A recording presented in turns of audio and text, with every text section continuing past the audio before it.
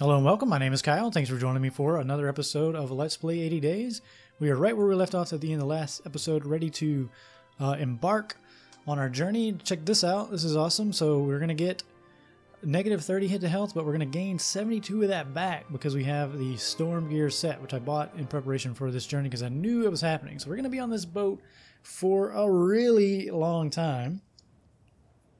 So, I'm assuming there's going to be lots of events happening. It's going to be I think it's like a 14-day journey. So by the time we get across the ocean, we're only going to have, like 15 days or so to get back to across the United States and back over to England, which shouldn't be impossible. This should be the biggest chunk of our journey.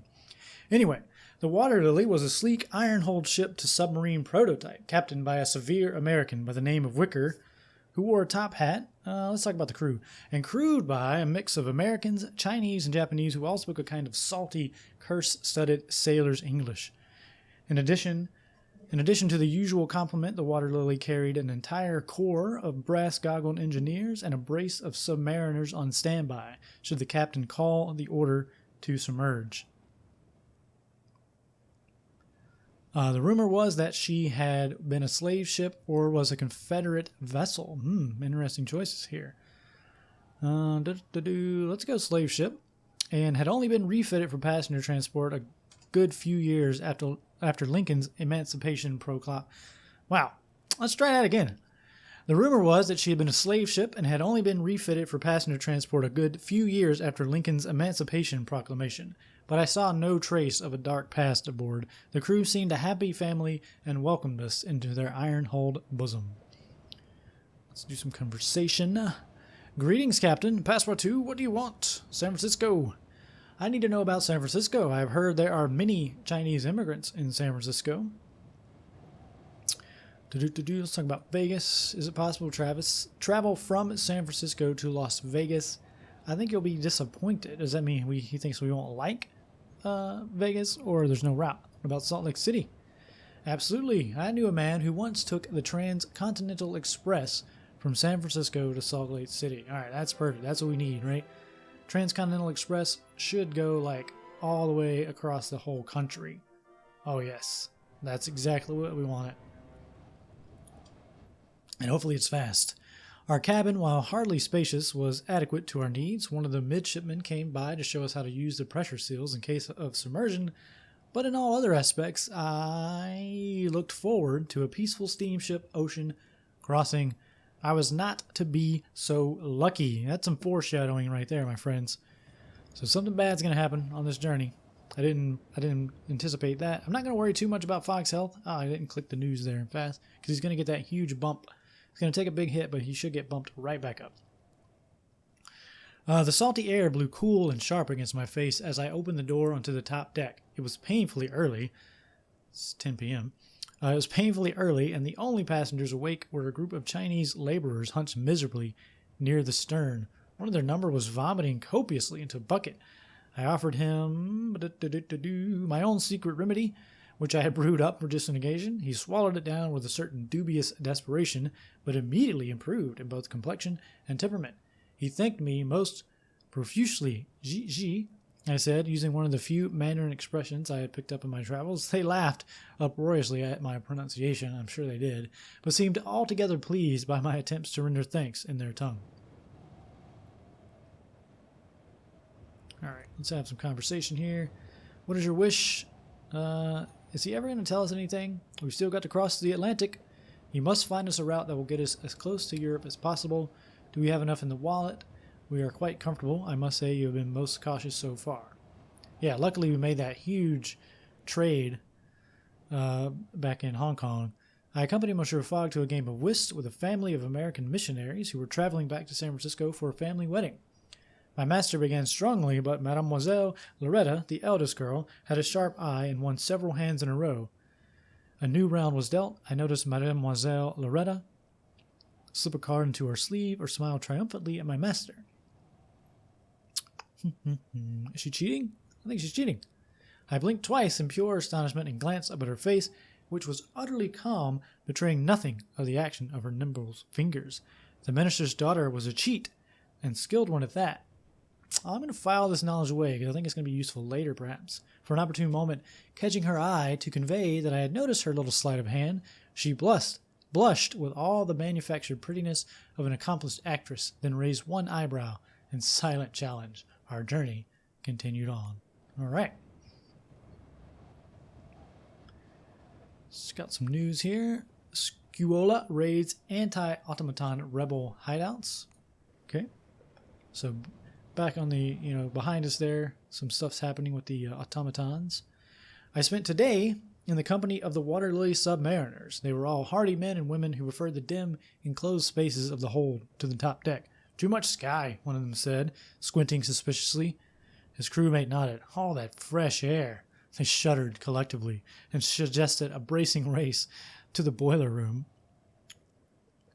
I impressed them, or I tried to keep up, or I offered an alternative. I'm going to say I tried to keep up, but could not quite adjust to the lack of light and continually tripped over my own feet.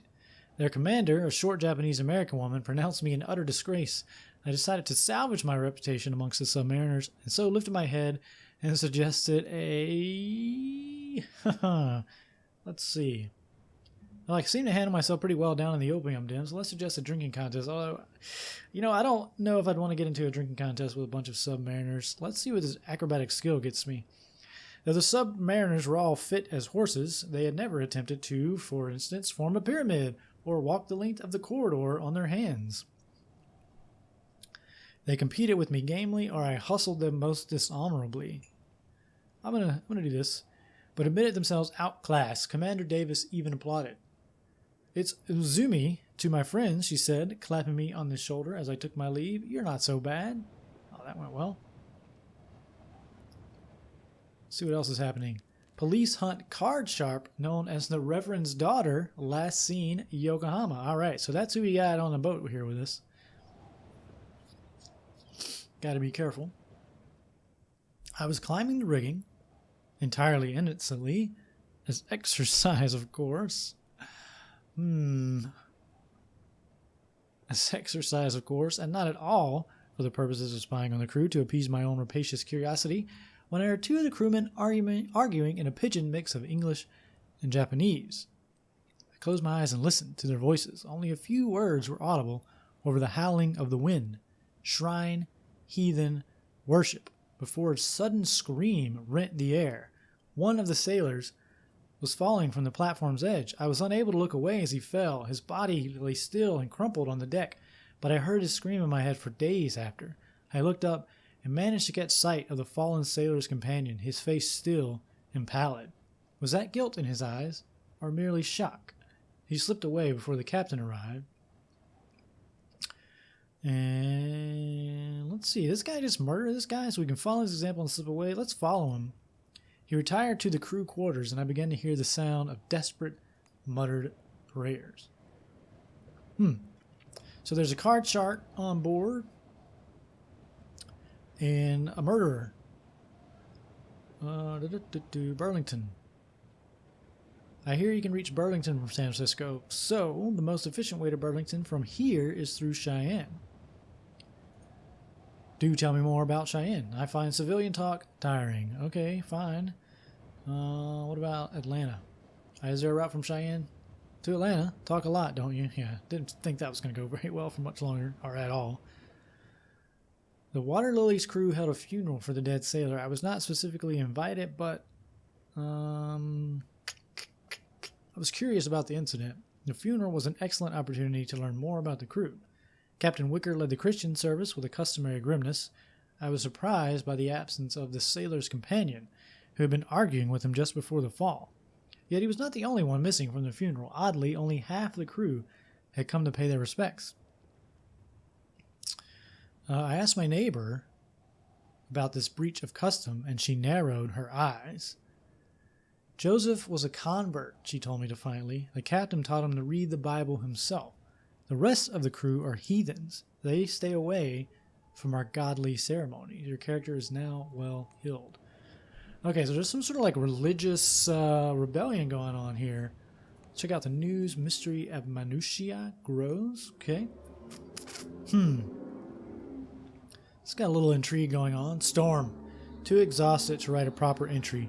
Suffice to say, we are still afloat. As we settled down for the night, I was struck by an unrelated thought. Monsieur Fogg, the dateline! I have altered our watch already, Monsieur Fogg replied calmly. Did you think I might forget? My master was, of course, correct. With an eye such as his, it was unthinkable that he might miss such a detail. We had reached the point directly opposite Greenwich, or imagine what it might have transpired had we forgotten. Let's do that one. A less precise man than Monsieur Fogg might have finished on the 80th day and yet believed himself to have lost. Okay. Who do we get to talk to? Who's this? Greetings, Reverend. Ah, awesome. Okay. I guess let's talk about San Francisco again. I heard there are many Chinese immigrants in San Francisco. The Americans are still recovering from their civil war, I hear. Burlington? Well, some buyers will pay well for a magnetic compass from Burlington. New Orleans? I've been told one can sail aboard the Dark Queen from Burlington to New Orleans, but it's slow going. You have to visit New Orleans if you like jazz. Let's see if we can use some dominoes to get him to talk a little bit more about New Orleans. For instance, the most efficient way to New Orleans from here is through San Pedro. I know that you can obtain revolvers in San Pedro, extremely valuable in New Orleans. Do you realize that you can obtain trombones in New Orleans that will sell well for a fortune in New York? Yesterday's storm hit us with little warning. One moment I was mending one of my shirts with careful stitches. The next we were being tossed from one end of the cabin to the other. We were only lucky that the bed was securely nailed to the floor. The ship shuddered and moaned as the seas flickered with lightning. The storm lasted nearly 6 hours and blew us far off course. The captain spent most of the day peering at his charts, trying to locate our position. There's no land anywhere up on the horizon. That's great. So we're lost. Look at the routes even changing. Greetings, mademoiselle. Passepartout. Why, hello. All right. Is this the card chart? Honolulu. What can you tell me? I have heard that there are as many Americans as Hawaiians there. Panama City. The route from Honolulu to Panama City is timetabled. You mentioned boats. I've been told one can sail aboard the trading vessel from Miami to Havana. Let's try the dominoes trick. Let's talk more about Havana. I tend not to discuss such things. Oh, really? Okay, let's talk about Miami. You mentioned boats. I've been told you can get to Port Royal from Port-au-Prince aboard the Hispaniola. Let me tell you, buyers in Freetown will pay a huge amount for buffalo hides from Port Royal. Now anyway, are all Frenchmen like you? No. I'm, mademoiselle, a singular article. I shall breathe a sigh of relief. Okay, fine.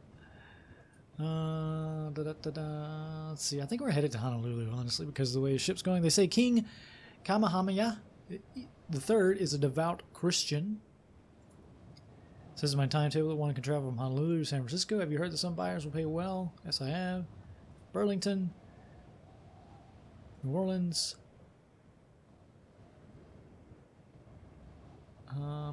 Timbuktu. Monsieur, really, but some buyers will pay well for the zoetropes from Timbuktu. This conversation's gone on too long. I don't care anymore. Thanks. So we got a ton of new routes. I don't want any of them. I don't want to be going down here. I just want to cross the U.S., I think. But our boat, who knows where it's going. So here we go. So the captain announced a changed destination. The Water Lily would now make for nearby Hawaii rather than San Francisco. We would make port in Honolulu in 5 days, and I would have to find our own further conveyance from there. That's not good. Monsieur Fogg's lips pressed ever so slightly together, a rare outward sign of entirely understandable annoyance. This my master will not do. Indeed not, sir. I agreed, not even daring to calculate the delay and expense our unexpected diversion would cause. Monsieur Fogg gave me a cool glance. Captain Wicker has reneged upon his word as a gentleman, he said curtly, before lowering his voice to an almost furtive undertone. Our course is clear. We must mutiny. Yeah, let's agree, because I can't do this. I opened my mouth to agree wholeheartedly, but he continued on without so much as a pause. See to it, Passepartout. Use your... let's see. I don't really have a lot of funds, I don't think. Initiative, I offered brightly. Quite, he said, with the agreeableness of a gentleman who has just given his valet a near Herculean task. We will mutiny in 5 days when we reach Honolulu. Make your preparations as you see fit. Day 60, Mr. Fogg murmured that night in his sleep, and still some distance yet to travel. Oh, okay. Greetings, Captain. Honolulu. I've heard Honolulu is impossibly beautiful. A paradise. Panama City. Speaking of boats, I understand my childhood sweetheart had a wonderful time aboard the Hispaniola from Havana to Port Royal.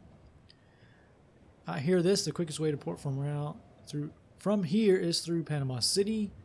Well, some buyers will pay well for magnetic compasses from Panama City. Alright, so we're kind of putting together a route plan down here, which I guess is good because we're kind of stuck going this way now, although I really don't want to be. My task was clear. I was to foment mutiny aboard the Water Lily. I decided to begin by exploiting the crew's animosity towards one another. Divide and conquer, or so dear Maman always counseled.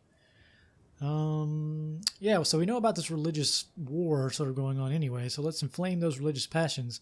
Though such passions were, by their nature, unpredictable, so I decided to...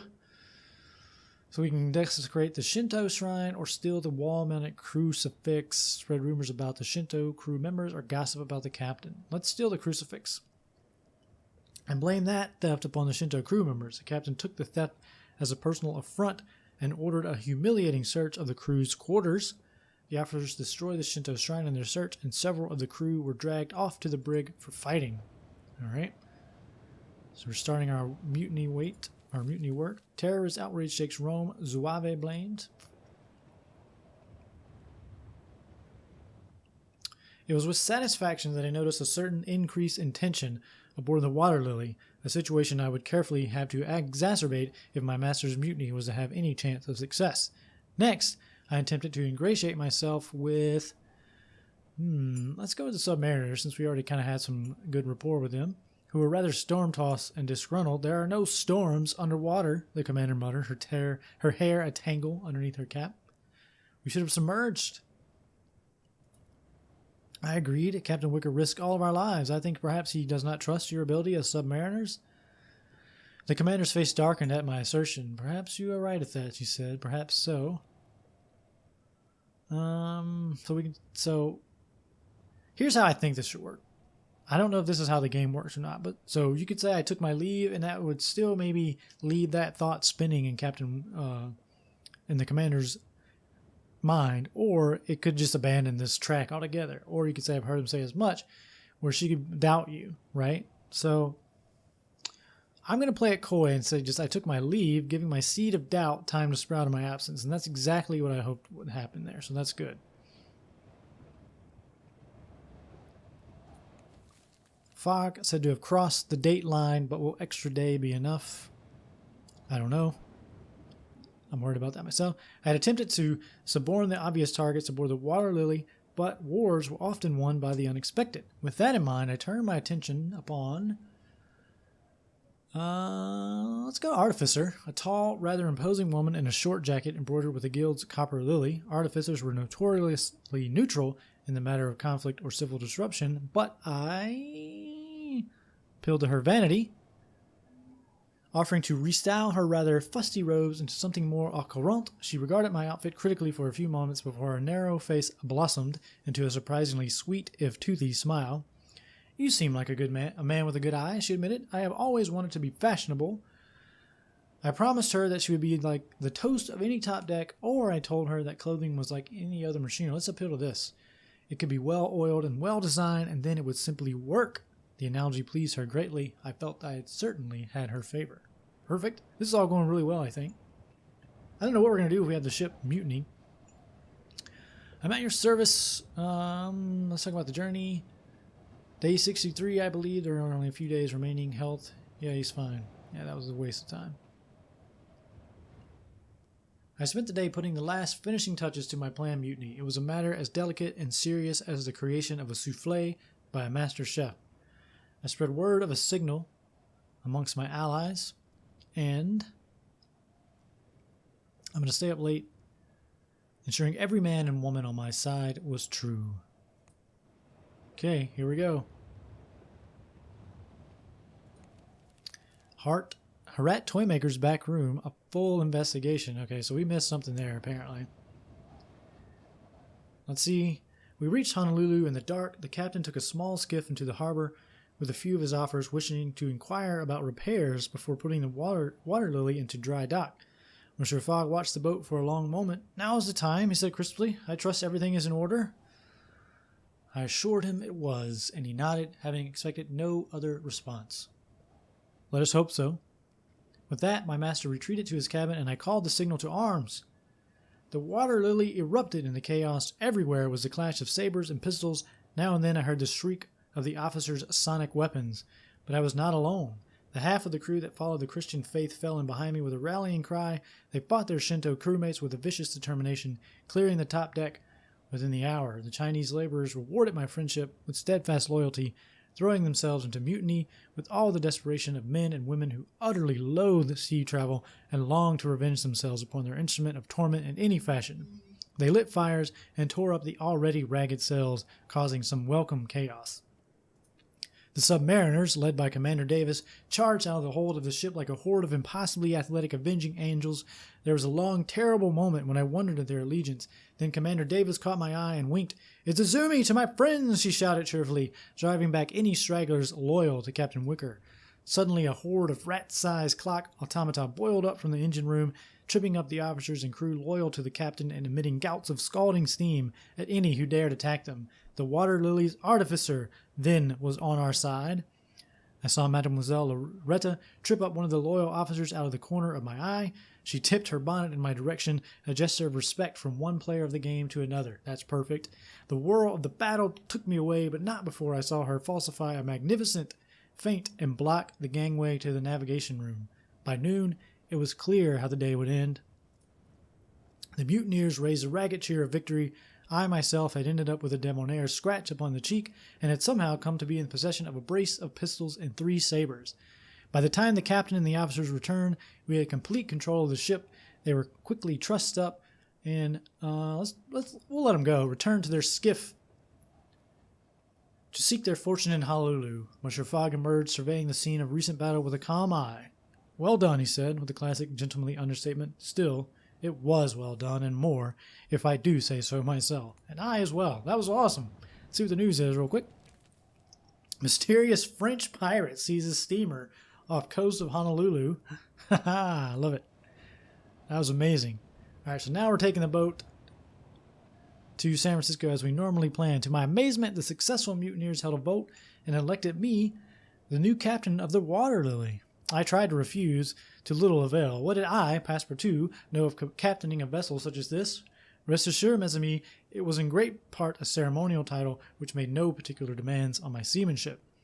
Monsieur Fogg, though pleased by the success of our mutinous endeavor, seemed to regard my elevation in rank with some wariness. "I am," he admitted as we prepared for bed, "somewhat put in mind of Bonaparte. Parbleu!